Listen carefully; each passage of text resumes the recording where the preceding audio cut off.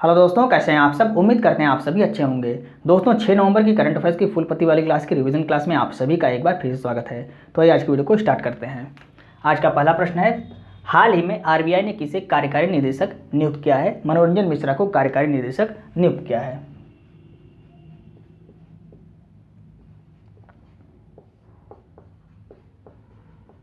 मनोरंजन मिश्रा को आरबीआई ने कार्यकारी निदेशक नियुक्त किया है। सीबीआई ने संयुक्त निदेशक किसको नियुक्त किया है। प्रवीण मधुकर पवार को नियुक्त किया गया है। 5 वर्ष के लिए इनको नियुक्त किया गया है। सीबीआई किस मंत्रालय के अधीन आता है। कार्मिक मंत्रालय के अधीन आता है। अब आरबीआई के बारे में हम देख लेते हैं। रिजर्व बैंक ऑफ इंडिया, इसकी स्थापना यंग हिल्टन कमेटी की सिफारिश पर 1934 के अधिनियम से 1 अप्रैल 1935 को इसकी स्थापना की गई। आरबीआई की स्थापना, इसका राष्ट्रीयकरण कब हुआ। 1 जनवरी 1949 को इसका राष्ट्रीयकरण हुआ। आरबीआई के पहले गवर्नर कौन थे। ऑसबॉर्न स्मिथ, ये आरबीआई के पहले गवर्नर थे। अगर आपसे पूछता है आरबीआई के पहले भारतीय गवर्नर कौन थे, तो सीडी देशमुख, ये भारतीय गवर्नर थे। आरबीआई के वर्तमान में गवर्नर कौन है। शक्तिकांत दास, ये आरबीआई के वर्तमान गवर्नर। आपको कमेंट करके बताना है शक्तिकांत दास कौन से क्रम के गवर्नर हैं, ये आपको कमेंट करके बताना है। स्टडी जीके के प्रश्न देखिए। मिशेल बुलाक, ये ऑस्ट्रेलिया के सेंट्रल बैंक की पहली महिला गवर्नर हैं, याद रखना है, इंपॉर्टेंट है। प्रवीण कुमार श्रीवास्तव, ये सीवीसी सेंट्रल विजिलेंस कमिश्नर हैं, इंपॉर्टेंट है ये भी। प्रवीण सूद, ये सीबीआई के निदेशक हैं। यहाँ पर आपने क्या पढ़ा, सीबीआई के संयुक्त निदेशक किसको बनाया गया। प्रवीण मधुकर पवार को बनाया गया। और सीबीआई के निदेशक कौन है, प्रवीण सूद हैं। दोनों आपको याद रखना है। राजीव गाबा, ये कौन है, वर्तमान कैबिनेट सचिव हैं। अर्जुन राम मेघवाल, ये कानून मंत्री है वर्तमान में, और इन्हीं के द्वारा 128वां विधेयक पेश किया गया था। 128वां विधेयक कहाँ पर, जो नई संसद भवन में पहला विधेयक 128वां विधेयक पेश किया गया था। किसके द्वारा, अर्जुन राम मेघवाल जी द्वारा पेश किया गया था, जो 106वां संविधान संशोधन बना है और नारी शक्ति वंदन अधिनियम के नाम से उसको जाना जाता है। उस सभी आपको नोट कर लेना है।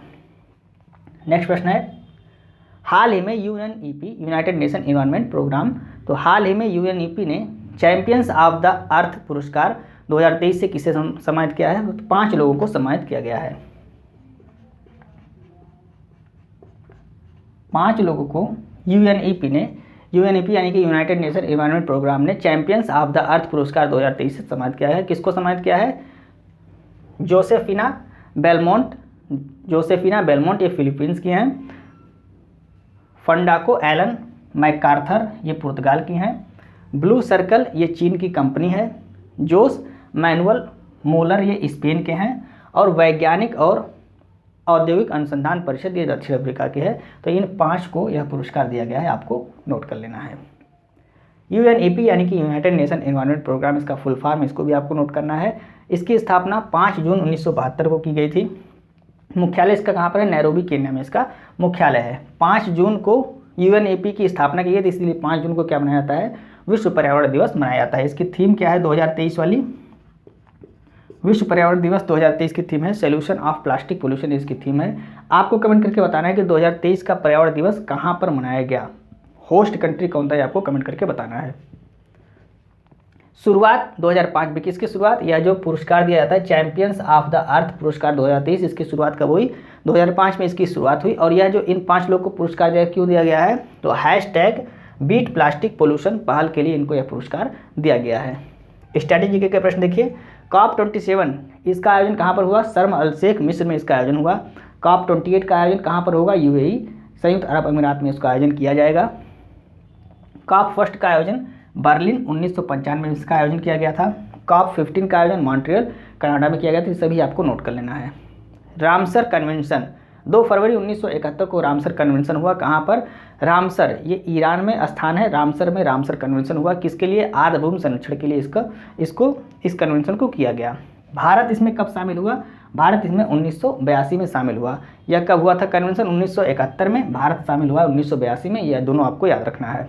रेड डाटा बुक कौन जारी करता है, IUCN द्वारा रेड डाटा बुक जारी किया था। इसका फुल फॉर्म क्या है, IUCN international union conservation of nation, international union conservation of nation, ये इसका फुल फॉर्म है।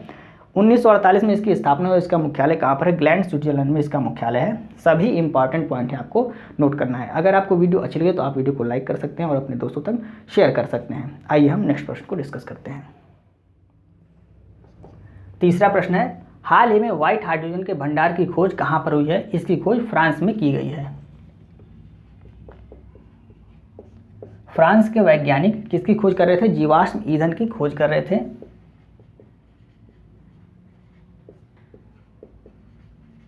जीवाश्म ईंधन की खोज कर रहे थे और उन्होंने क्या खोज लिया? उन्होंने व्हाइट हाइड्रोजन खोज लिया। तो व्हाइट हाइड्रोजन की खोज किसने की है? फ्रांस के वैज्ञानिकों द्वारा इसकी खोज की गई है। जमीन से 1250 मीटर नीचे इसकी खोज की गई है।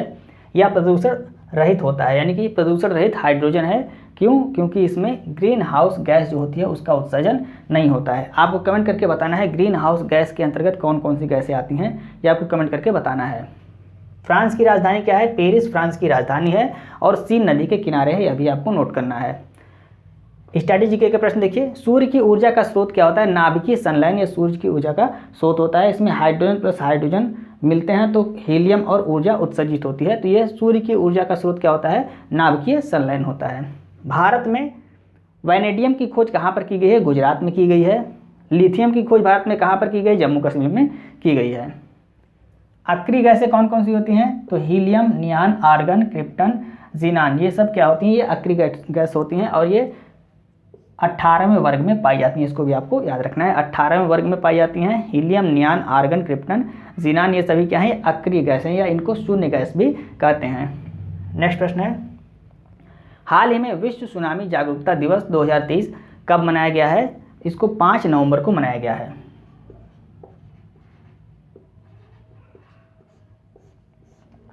5 नवंबर को विश्व सुनामी जागरूकता दिवस मनाया गया।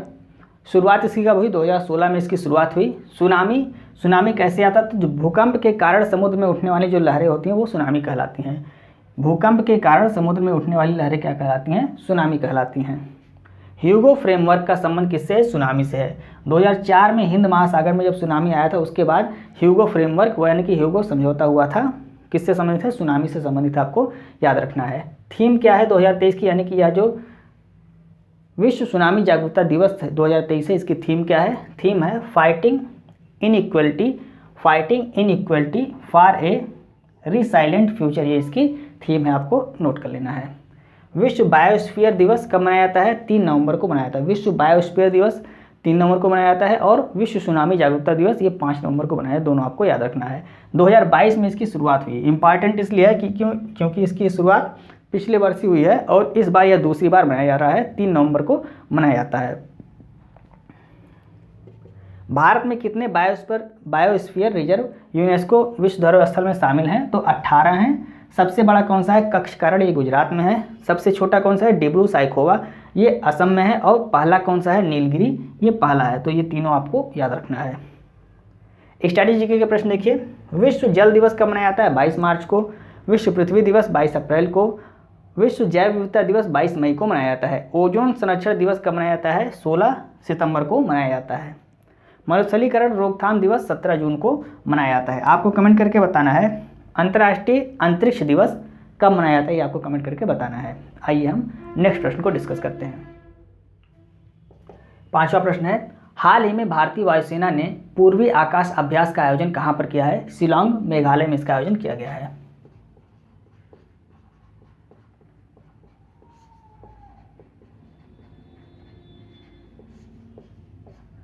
मेघालय की राजधानी शिलांग में इसका आयोजन किया गया है। वायुसेना दिवस कब मनाया जाता है? 8 अक्टूबर को मनाया जाता है। आपको कमेंट करके बताना है कि 2023 वाला जो वायुसेना दिवस 8 अक्टूबर को मनाया गया है वो कहाँ पर मनाया गया, ये आपको कमेंट करके बताना है। स्टैटिक जीके का प्रश्न देखिए, शिलांग उत्तर पूर्वी क्षेत्रीय परिषद का मुख्यालय कहाँ पर है? शिलांग में है। असम राइफल्स का मुख्यालय भी कहाँ पर है? शिलांग में है। भारत की 100वीं स्मार्ट सिटी किसको बनाया गया? शिलांग को बनाया गया। पहली किसको बनाया गया था? भुवनेश्वर उड़ीसा को पहली स्मार्ट सिटी बनाया गया था। ऑनलाइन गेमिंग का पहला एक्सीलेंस सेंटर किसको बनाया गया है? शिलांग को बनाया गया है। चेरी ब्लास्म फेस्टिवल कहाँ पर मनाया जाता है? शिलांग में मनाया जाता है। हारिमो शक्ति अभ्यास किसके बीच होता है? भारत और मलेशिया के बीच यह अभ्यास होता है।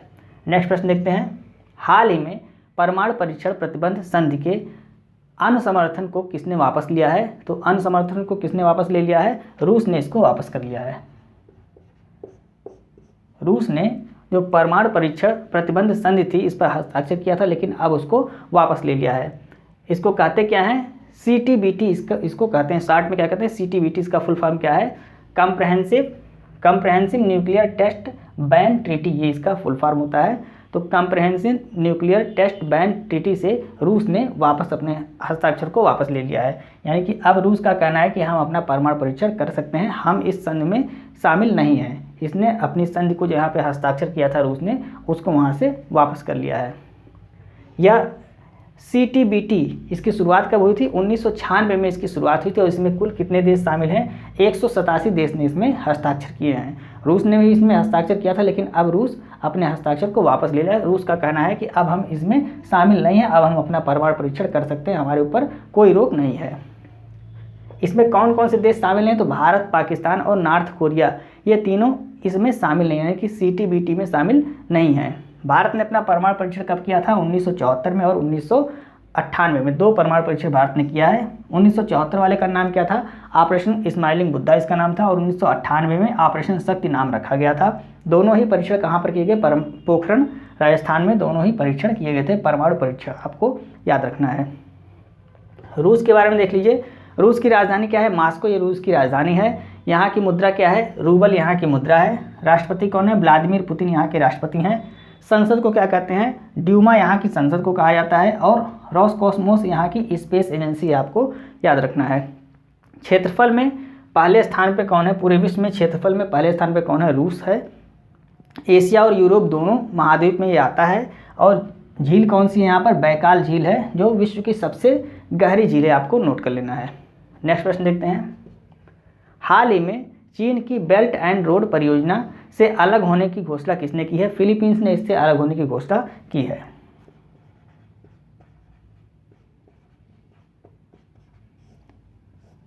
फिलीपींस ने चीन के बेल्ट एंड रोड परियोजना से अलग होने की घोषणा की है। कुछ विवाद के चलते हुए चीन से फिलीपींस अलग हो गया है।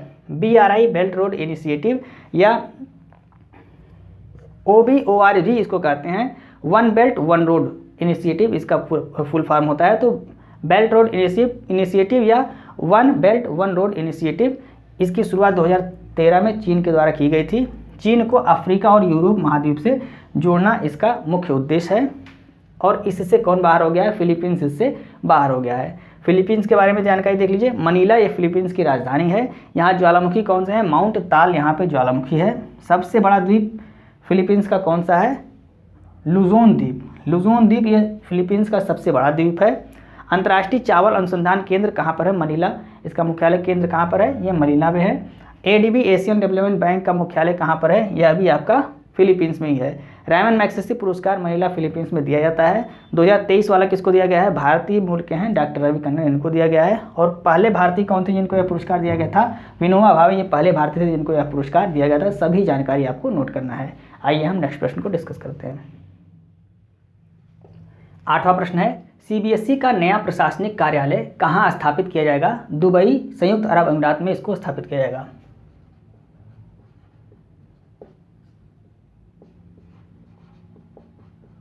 दुबई UAE में इसको स्थापित किया जाएगा। CBSE का फुल फॉर्म क्या है? Central board of secondary education, ये CBSE का फुल फॉर्म है। CBSE के प्रमुख कौन है वर्तमान समय में? निधि छिब्बर, ये CBSE की प्रमुख है वर्तमान समय में। स्ट्रैटेजी का प्रश्न देखिए। IIT मद्रास का ऑफशोर कैंपस कहाँ पर स्थापित किया जाएगा? जंजीबार, तंजानिया में इसको स्थापित किया जाएगा। और इसकी पहली महिला निदेशक कौन है? प्रीति अग्लायन, ये इसकी पहली महिला निदेशक, इसको भी आपको नोट करना है। IIT दिल्ली का ऑफशोर कैंपस कहाँ पर स्थापित किया जाएगा? UAE, संयुक्त अरब अमीरात में इसको स्थापित किया जाएगा। जायद तलवार और डिजर्ट फ्लैग अभ्यास किसके बीच होता है? भारत और संयुक्त अरब अमीरात के बीच यह अभ्यास होता है। आपको कमेंट करके बताना है ICC का मुख्यालय कहाँ पर है, आपको कमेंट करके बताना है। नेक्स्ट प्रश्न है, हाल ही में चर्चा में रहे प्रचंड का संबंध किससे है? तो प्रचंड क्या है? तो यह एक हल्का लड़ाकू हेलीकॉप्टर है, यानी कि light combat helicopter, LCH light combat helicopter है। किसके द्वारा बनाया गया है? कौन सी कंपनी ने इसको बनाया है? HAL, हिंदुस्तान एरोनॉटिक्स लिमिटेड द्वारा इसको बनाया गया है। तो प्रचंड क्या है? LCH लाइट कॉम्बैट हेलीकॉप्टर है, HCL कंपनी द्वारा,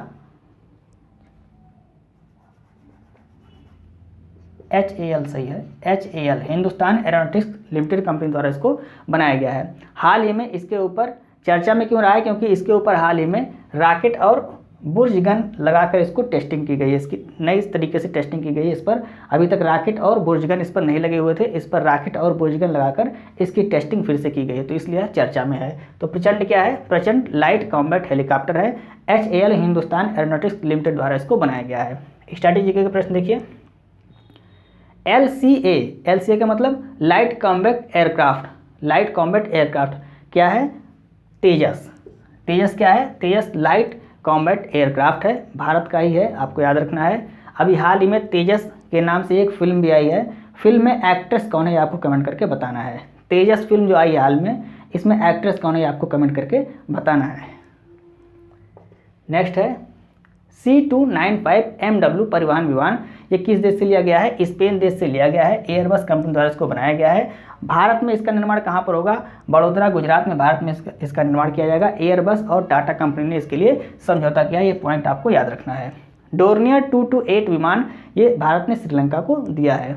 एशिया की सबसे बड़ी हेलीकॉप्टर निर्माण फैक्ट्री कहाँ पर बनाई जा रही है? तुमकुर कर्नाटक में इसको बनाया जा रहा है। किसके द्वारा? हिंदुस्तान एरोनॉटिक्स लिमिटेड कंपनी द्वारा इसको बनाया जा रहा है।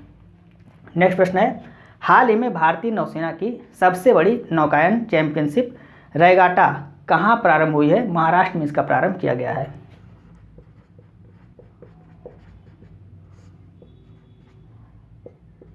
रेगाटा क्या है? यह नौकायन चैंपियनशिप है। किसकी नौकायन? तो भारतीय नौसेना की नौकायन सबसे बड़ी नौकायन चैंपियनशिप है। इसका आयोजन कहाँ पर किया गया है? महाराष्ट्र में इसका आयोजन किया गया है। महाराष्ट्र के मुंबई में इसका आयोजन किया गया है। कब? 5 से 9 नवंबर के बीच में इसका आयोजन किया जाएगा।